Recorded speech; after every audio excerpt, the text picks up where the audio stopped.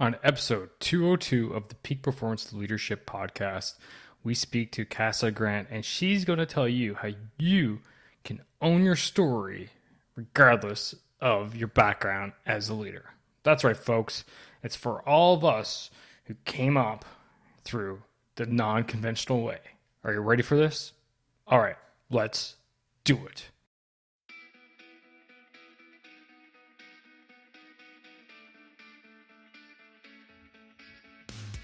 Welcome one, welcome all to the Peak Performance Leadership Podcast, a weekly podcast series dedicated to helping you hit peak performance across the three domains of leadership. Those being leading yourself, leading your team, and leading your organization.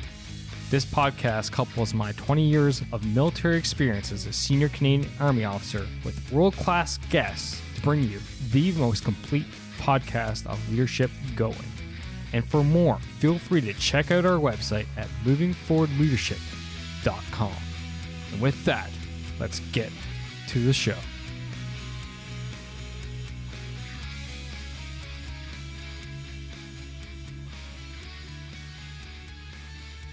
Yes, welcome one, welcome all. Thanks for coming out. It is your Chief Leadership Officer, Scott McCarthy, and so great to be speaking to you, the leader in this case who may have not, risen up through the ranks in a stereotypical way.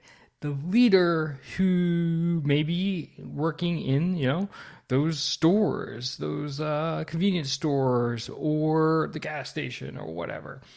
The leader who thinks that they're not really a leader, but reality is they are. Yes, you folks, you matter. And that's why today in this episode, we are speaking to Cassa Grant.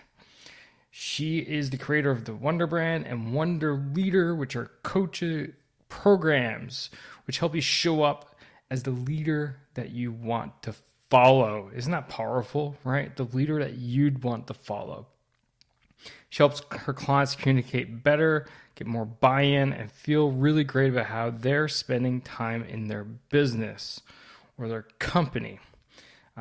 She also helps them become more confident with unstoppable influence, unbeatable stories, and powerful personal brands.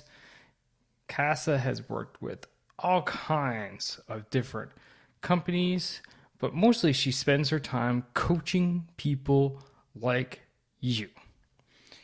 She's also a certified NeuroLinguistic Programming practitioner, a life coach, and a business coach. And I found her pitch really interesting, and it was different, the offbeat leader. And I was like, and you'll hear the first question I ask her is like, what the heck's an offbeat leader anyway? And she'll dive into that. And the reality is, when I boil this interview down, Cassa is here to help you believe in yourself. And I did a podcast episode on the exact same topic quite some time ago. And that is, you as the leader, you need to believe in yourself, because if you don't believe in yourself, then people won't believe in you neither. And the reality is, us as leaders, we need to exude that confidence so that our followers, they follow us. And anyway, that's what today's episode is all about. And folks, that's enough for me. Why don't you sit back, relax, and enjoy my conversation about owning your story as an offbeat leader with Cassa Grant.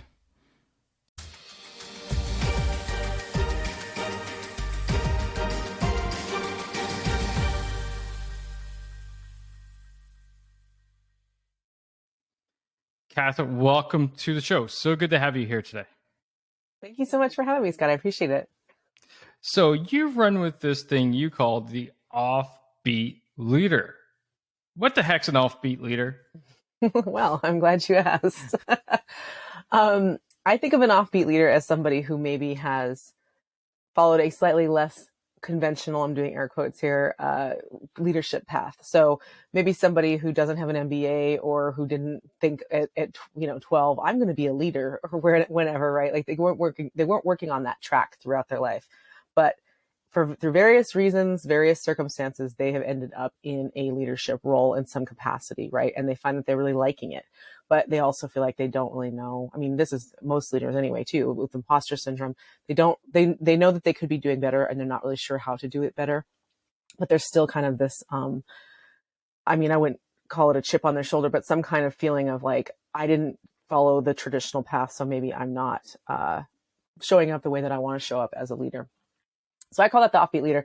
But, like I said, it could be somebody who, so for me, the reason I came up with that was because I had a very, I guess you could call it bizarro life path that led me to where I'm at now. I mean, we all kind of have to some degree or another.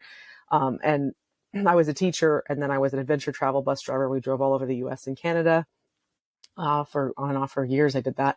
Then I finished grad school, and then I went down and worked in Antarctica for a while. And that was where I really dealt with a lot of bureaucracy and being more in these leadership roles.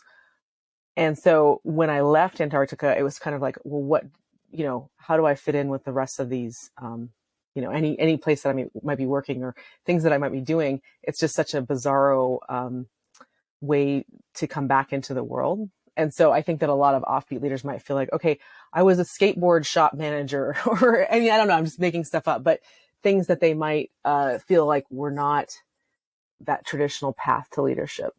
Does that make sense? It makes absolute sense. And actually, you set me up great to plug my Facebook group, Leadership Skills for Managers Who Want to Be Leaders, Not Bosses. And I'm thinking of one person who posts in there in particular, and she runs, like, I believe, a convenience store or like a jewelry store, or something, a small store like that, kind of like the example you just used, but the skateboard shop manager or whatever, where she just kind of found herself now in that role. And as well, we have managers from like Subway, for example, another lady that reaches out to me and reaches into the group for advice and stuff. And, it's like the offbeat leader for sure. It's not the traditional MBA. It's not the person who went to some kind of grad school and got leadership or was kind of like groomed per se through it. Kind of, you rise up through the ranks. And actually, I believe this is the type of show that, really speaks to these people, and they need this because guess what? You matter too. You're a leader just as much as the rest of us. Right.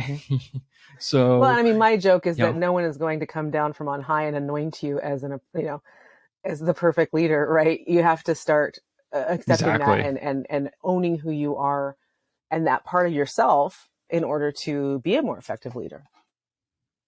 Oh, that's a great segue. Actually, I love that, owning that part of who you are. So how do these, these offbeat leaders who kind of rise up through, get the moral courage to start owning that? Because I bet there's probably some imposter syndrome in there with them. Actually, I know there is some, because I've had these conversations. So from your standpoint, how can they own that and then really bring forward their leadership skills to their team?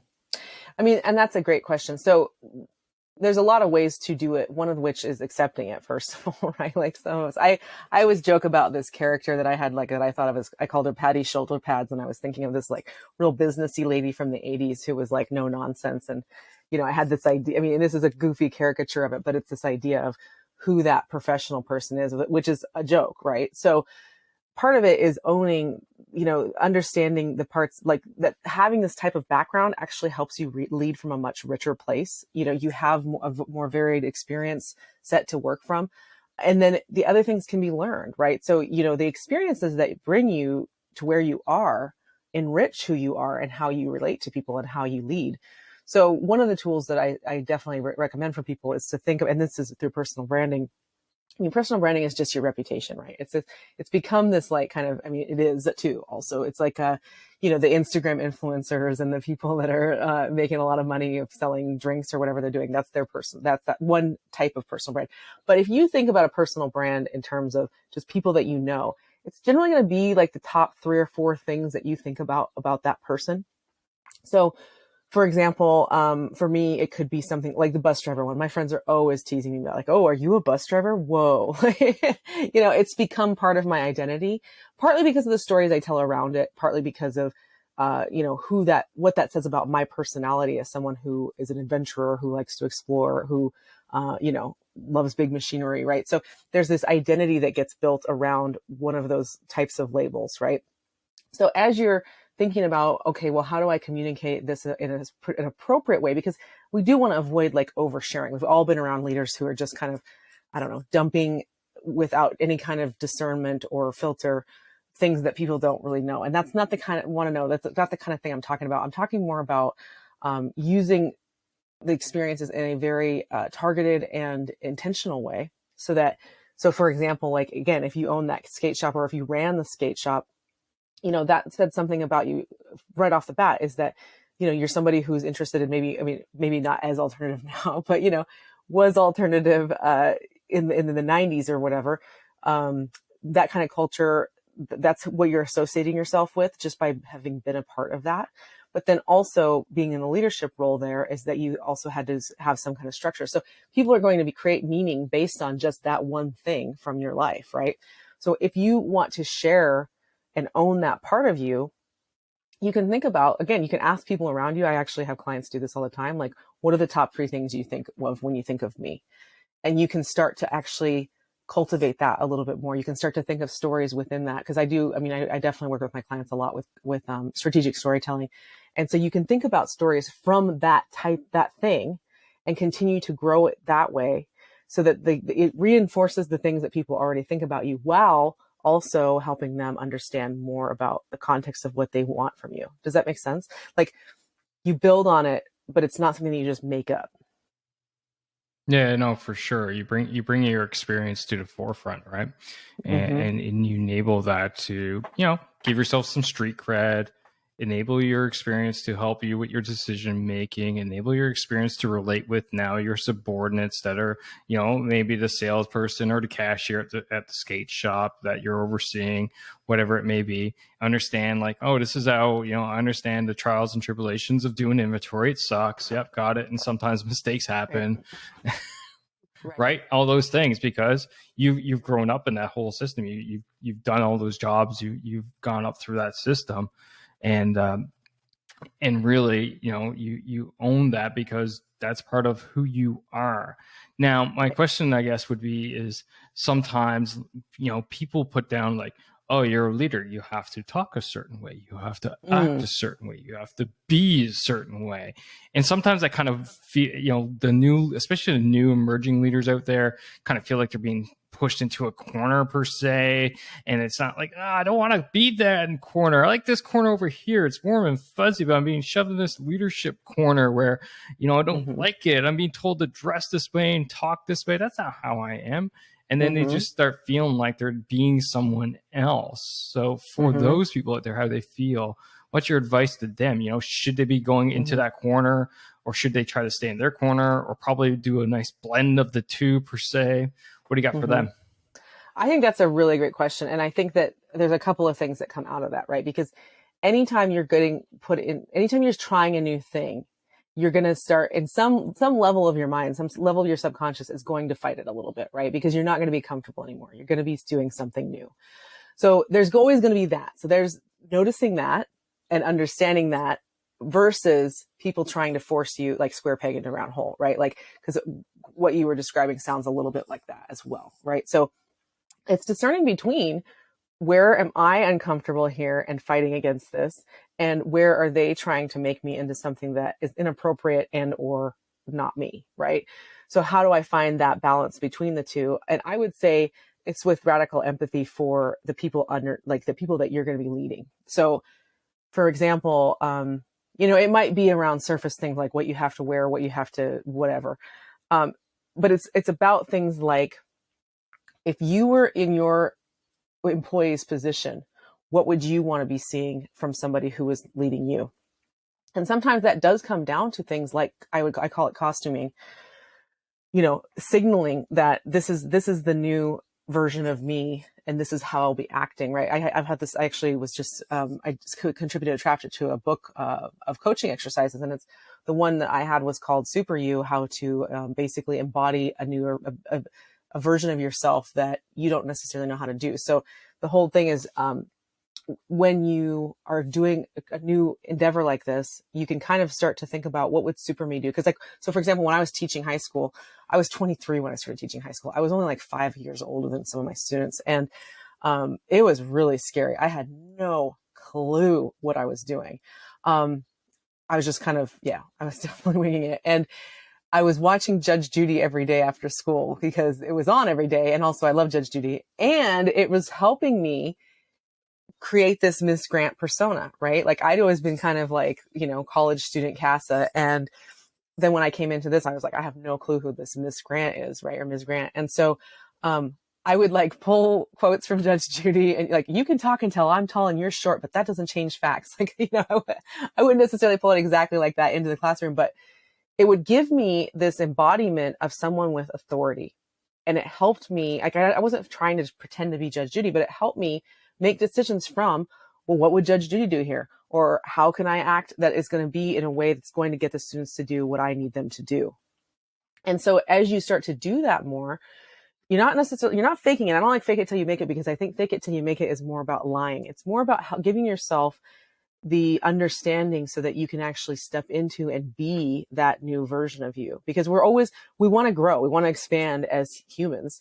So we're always kind of pushing ourselves past these boundaries. It's just a matter of, are you pushing yourself in the way that's appropriate to you and the people that you're leading? Or are you being pushed into something by, whoever else based on their perception of it? So I think, like I said, that it comes down to that fundamental question of, what do the people that you're leading need to see from you?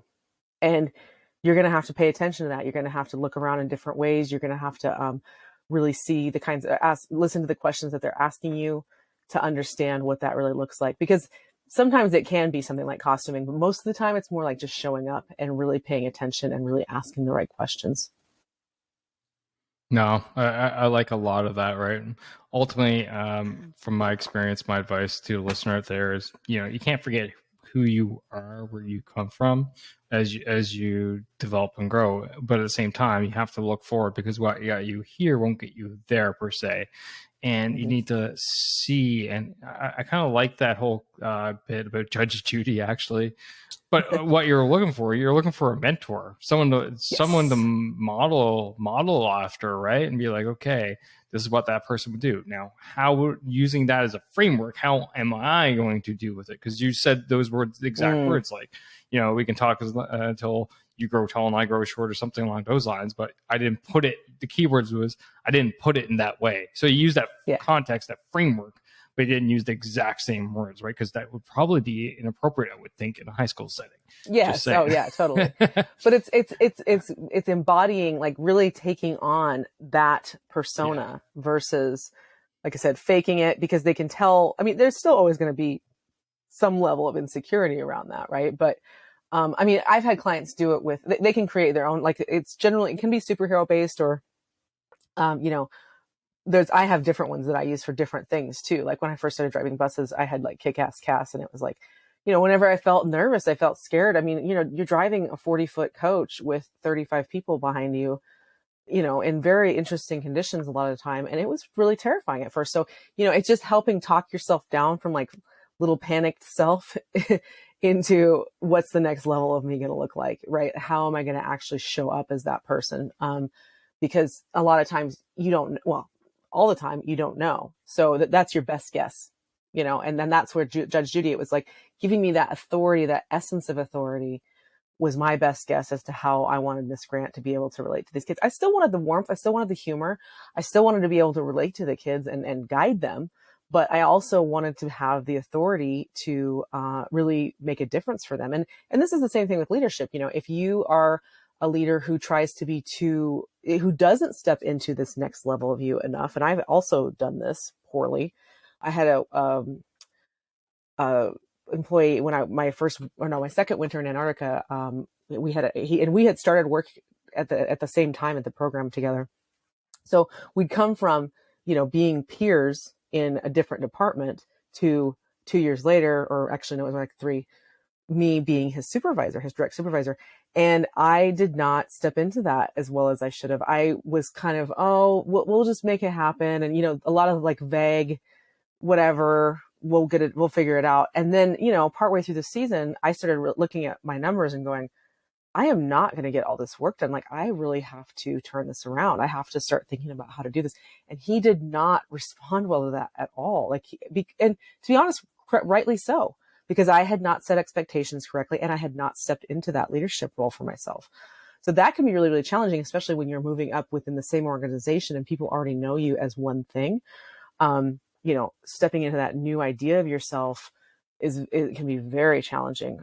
And so it's thinking about, well, what does this look like now? And I think the most important thing to do is to do it with intention. I did not have the guidance to really sit down and figure that out at the time.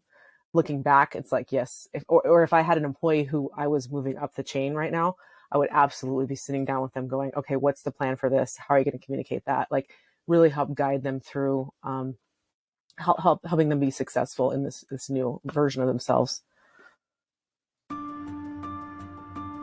It's tough being alone as a leader. You're often in situations where you're not sure where to go. You're not sure what's the best decision. Yet, as Colin Powell once said, it's lonely at the top. And reality is, it takes time. Sure, you can read books and listen to podcasts such as this one, but nothing beats experience. But who has time for experience when you're at a situation right now that requires experience to lead yourself, your team, your organization through? That's where coaching comes in. You see, coaching enables you to unlock the experience in others. Right here, right now, you have 20 years of military service, plus 150 plus episodes of interviews and topics and research sitting at your disposal. So what are you waiting for? Are you ready to level up your game, become that leader that you know you're meant to be? Are you ready to go to the next level? If so, drop me a line, scott@movingforwardleadership.com, or swing by the website and book a discovery call through movingforwardleadership.com/book. And let's get you moving in the right direction, leading better, leading more effectively today, right here, right now. Starting off with leading yourself. And then let's focus on how you can build your high-performing team to drive your organization's output higher, faster, harder today. Not next week, not next month, but today. All right, folks, that's it. Now let's get back to the show.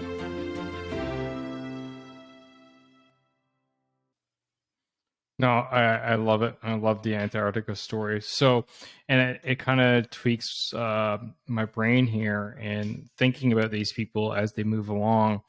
And many of them find themselves, becoming in charge of who were once their peers, right? Especially in these small stores and shops and small companies and stuff.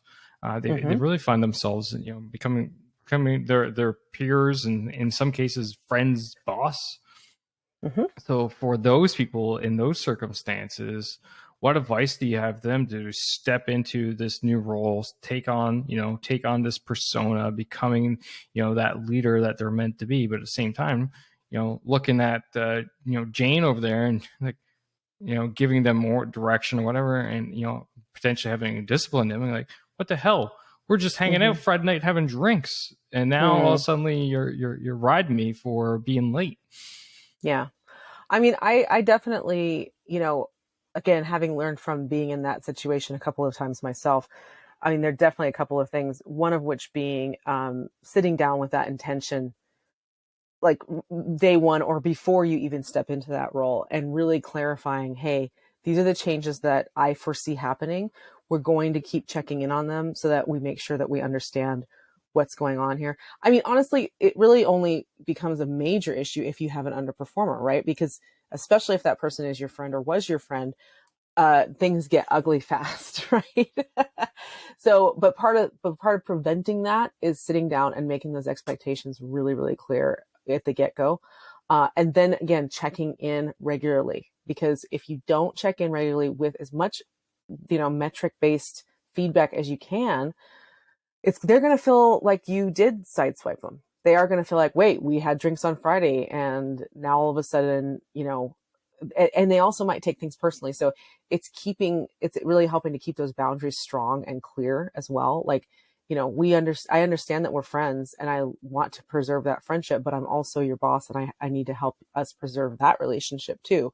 And here's what I need from you as your boss. I mean, if the person is even remotely emotionally intelligent, they should be able to handle that. But, there's a lot of other things that could be playing into that too. So you never really know. And that's where a third party, I think, is also really important. If you have the opportunity to have that conversation with your boss, as if you're like kind of the middle person or whatever, or an HR representative or something along those lines, where there's an open dialogue. There's not this kind of he said, they said, or there's not a lot of, secrets being whispered in the hallway or whatever. You want to make sure that all of this stuff is creating an open dialogue, because at the end of the day, they know you as a person, not as a robot or a robot leader. And so you have to convey that. You have to be that person. You have to be that person who's like, hey, you know what? I'm going to be learning here too. They already know that. Like, so, if you were to just show up with like some really uptight suit and tie and try to, force them to call you like Ms. Grant or whatever, that would be totally bizarre and very, very weird and not appropriate. Right. But if you just come at it with like, look, I'm learning too, there's going to be things that I'm not going to know. And that's where I'm really going to be counting on you to let me know what's going on your end of things. And I will try to keep that line of communication open both ways. So I think that, like I said, just setting it up for success. I also have, regular check-ins, delegation frameworks to help make sure that if there's projects in place, that everything that needs to get communicated, how to do it, when to do it, milestones, budget, how I don't want you to do it. All of those things are very, very clear. Excuse me. No, there's a lot of great advice in there. And actually, it's funny I asked the question because I actually found myself in that exact situation this past summer. I was promoted at work and then became, the supervisor of someone who I've known my entire career almost. And, and it's just like, I wasn't working in that team at that time, but I come in and take over the team. So one of the first things I do is bring her in, shut the door, say, all right, let's get the awkward bit out of the way right now, shall we? Let's let's get this done and over with, and let's get it out of the way. Like, now, all right, end of the day, I'm still me, I'm still Scott. Yes, I am now your boss, but this is how we're going to work it. We're going to work this from a team dynamics per se. Like, you have your job to do, I have my job to do, and we both know those two things. We're both mature adults here, and we can get along. And it kind of does fall in line with what you said, though. She's a performer, so I don't need to worry about her having those tough conversations and like, hey, this is where I need you to pick things up or whatever, right? Because she's a rock star. Like, I have no issues with leaving my job to her to do it. Yeah. So that luckily makes it easy. And I would say that is the case most of the time, frankly. I mean, I would, like, some of my previous bosses, I'm still great friends with. And we just had fun. We just laughed and we worked, and then we laughed and we worked, and it was just like, it was very fun and it was very seamless. And, and so I think that those types of situations, but, again, like you say, they were trusting me. If I screwed up, they were not like, holding it over me or being weird and passive aggressive. I mean, it's being, not taking things personally as a boss is also really important. When things go poorly, yes, sometimes it might be a reflection of your performance, but a lot of times it's not. So, letting things roll off of you when they need to, and then knowing when to, like, hey, we need to deal with this and escalate if it needs to get escalated and that's one of those things that you do have to that's the experience thing.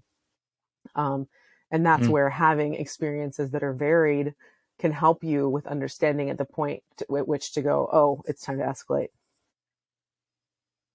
No, that's a lot of great things in there. And just, a lot does come with experience. And I think that probably highlights the need for people to dove back or boomerang back to a question or something that we mentioned earlier, but having a mentor, having someone that you can look up to, and hopefully if you can find someone that you can confide in that's not really part of the team, that's been there before, Or, you find a group like I mentioned earlier that you go in and say, hey, this is what's going on. What advice do you have for me? And this is what we get a lot in my Facebook group. I think it helps a lot, right? Just because the top is the lonely place.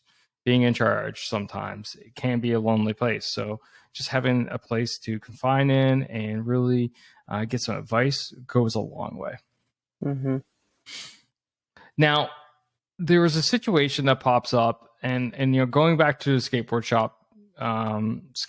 shop example. Often these offbeat leaders, they climb up, become the manager of that particular store, but they don't own the store.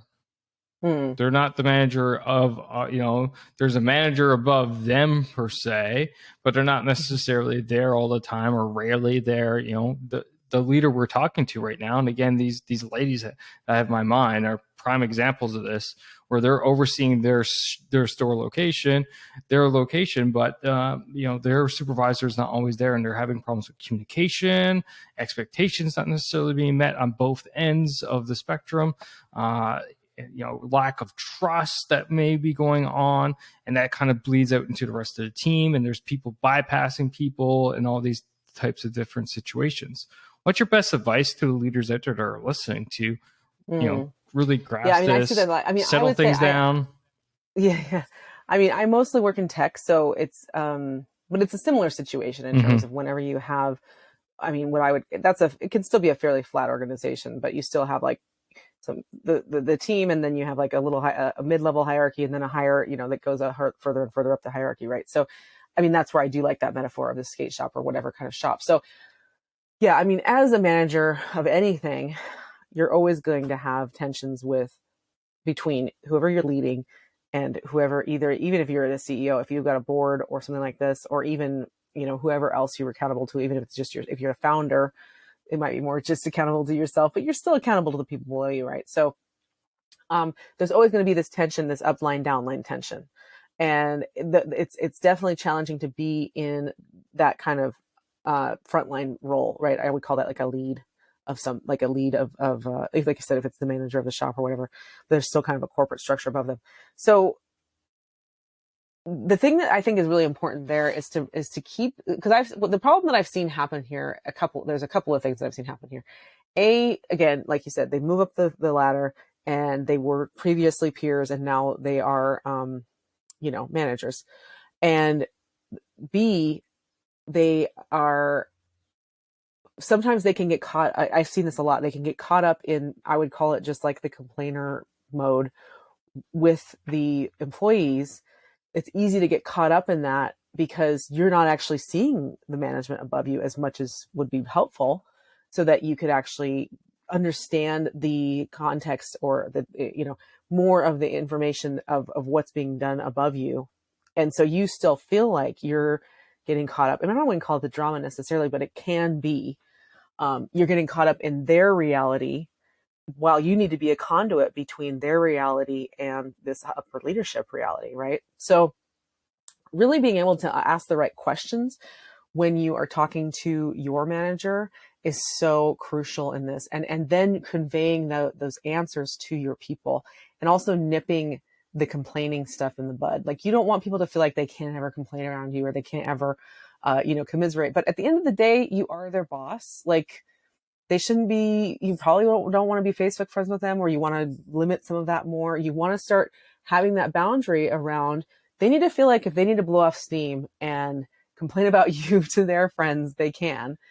But they also need to feel, and that they can also bring legitimate concerns to you, but that you're not going to get sucked into kind of this cesspool of negativity if that's the case. Clearly you don't want a culture like that anyway, but making sure that there's a line of communication that's open, but there's not this kind of whirlpool of let's feed off of each other, because you are that conduit. So if you understand the context, you can give them that context more and help them understand it, so that you're not going to get this kind of, I would call it a negative feedback loop, basically. And that can be really, really tricky.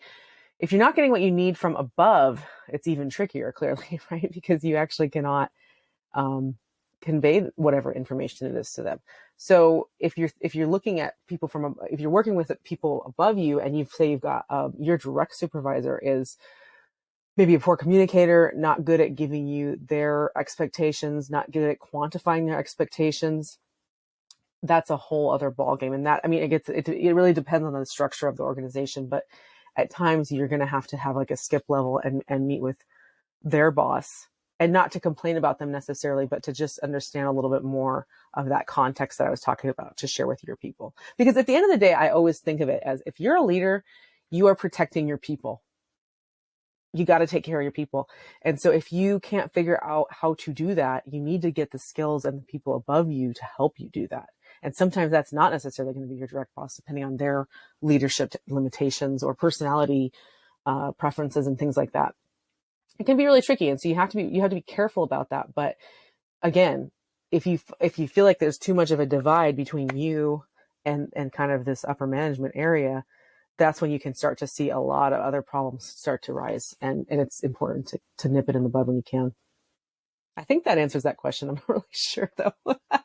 It was a very long answer. Fantastic job. No, it was a great answer. And in fact, I love the part about being, essentially taking care of your folks. I always say, you as the leader, you're a reason for your team's failures, and they're the reason for your successes. And that's essentially what that boils down to, right? And to wrap everything up that you just talked about, from all the different levels of, chain of command and all this stuff and supervision, communication. If we all just be adults and communicate properly, life would be much, much better. And if you're not getting what you need to communicate, upwards to your supervisor. You're not getting what you need. And if, people below you are not bringing to you what you need to communicate that and make sure that communication is constantly ever going. Cassa, has been a great conversation. Oh, thank you. Ahead. No, that's what I was going to say. One of the best ways to figure out, because sometimes people don't know what they're not communicating, and they also don't know they don't know how to articulate what they're not getting. They're just like, I don't know what I'm supposed to do, but they don't know how to ask for the specifics of it, right? And so this is where I actually really advocate for, well, of course, coaching helps clearly, but if you don't have the resources to do that or the time or whatever, I do advocate for some self-reflection. And I actually say do it in journaling. Some people do it just through recording themselves on voice notes, just talking things out. A lot of people don't know what they think until they talk about it. And so that can be a really valuable way to do that. The journaling also really helps too, because it's like, if you are like, oh, my boss isn't giving me what I need, but then you have to go into like basically the 5 whys. Why do I think that they're not giving me what I need? Why, and then go from each why into what that really looks like, because that will give you you'll start asking better questions, right? As a kind of mid leader or whatever, instead of saying you're not communicating with us or let's communicate better, you want to be going, what are the specific questions that are going to give me the information that I need? And of course that's going to vary in all kinds of ways. But I found for most of my clients, like just having like a self-reflection practice where they sit down and really journal through the issues that they're having. It can help bring up a lot of insights that you would not, if you just sat there and ruminated on it and thought about it, you would never ever uncover them. There's a lot of science around the way that our brains work with writing as well, and it can help untangle these things for us in a lot more tangible way. So I'm not saying you always have to just be like, dear diary, I'm so mad. You could, but it's thinking about, okay, I feel like I'm not getting this, and then really asking yourself those follow-up questions. What am I not getting? Why do I feel that way? What should I be getting instead? Getting really specific about that, and that's going to help you be a better communicator above and below you. Do you have anything else before I wrap this show up? Because that's like mic drop moments right there. I just wanted to throw that in there because I do think it's really helpful for people. No, it's fantastic, because again, I often say, if you're not getting what you need, like results wise, then you need to start with yourself. Mm-hmm. Because 90% of the time, it's something that you did or did not do as the leader that turned into that negative result that you received. And the way you find that out, yeah, exactly. And the way you find that out is asking the right questions. Mm-hmm. 100%. Awesome. Well, Speaking of questions, I do have a couple less ones for you. Yeah. The first last question I have for you is the question I ask all the guests here at the Peak Performance Leadership Podcast. As according to you, Cassa Grant, what makes a great leader? Okay, that is a great question. I like that. I think what makes a great leader is someone who is willing to show up as the kind of leader that they'd want to follow. I mean, I talked about this earlier, that empathy, that understanding, and that willingness to do the hard stuff so that they can protect their people.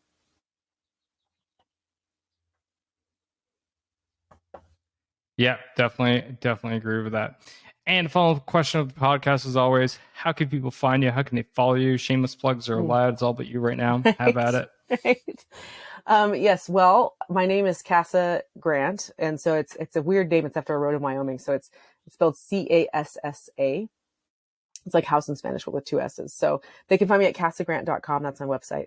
I also hang out on LinkedIn and Instagram. LinkedIn, I'm getting more active on Instagram too, actually, but most active on LinkedIn. I love LinkedIn. I'm on there a lot. So I'd love to connect with people if they hear the show and they'd like to connect.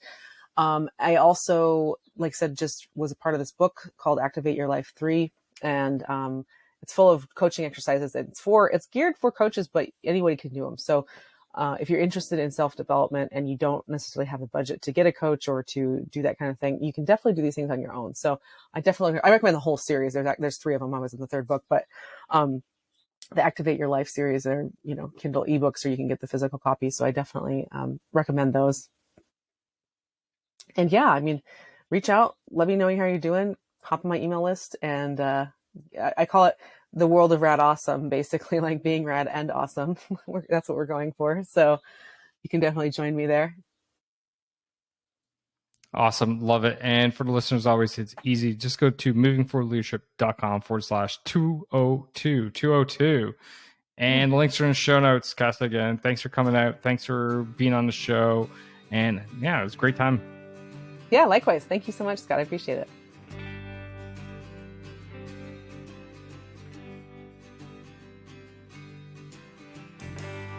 And that's a wrap for this episode, ladies and gentlemen. Thank you for listening. Thank you for supporting the Peak Performance Leadership Podcast. But you know what you could do to truly support the podcast? And no, that's not leaving a rating and review. It's simply helping a friend. And that is helping a friend by sharing this episode with them if you think this would resonate with them and help them elevate their performance level, whether that's within themselves, their teams, or their organization. So do that. Help me, help a friend, win-win all around. And hey, you look like a great friend at the same time. So just hit that little share button on your app, and then feel free to fire this episode to anyone that you feel would benefit from it. Finally, there's always more. There's always more lessons around being the highest performing leader that you can possibly be, whether that's for yourself, your team, or your organization. So why don't you subscribe? Subscribe to the show via movingforwardleadership.com/subscribe. And until next time, lead, don't boss, and thanks for coming out. Take care now.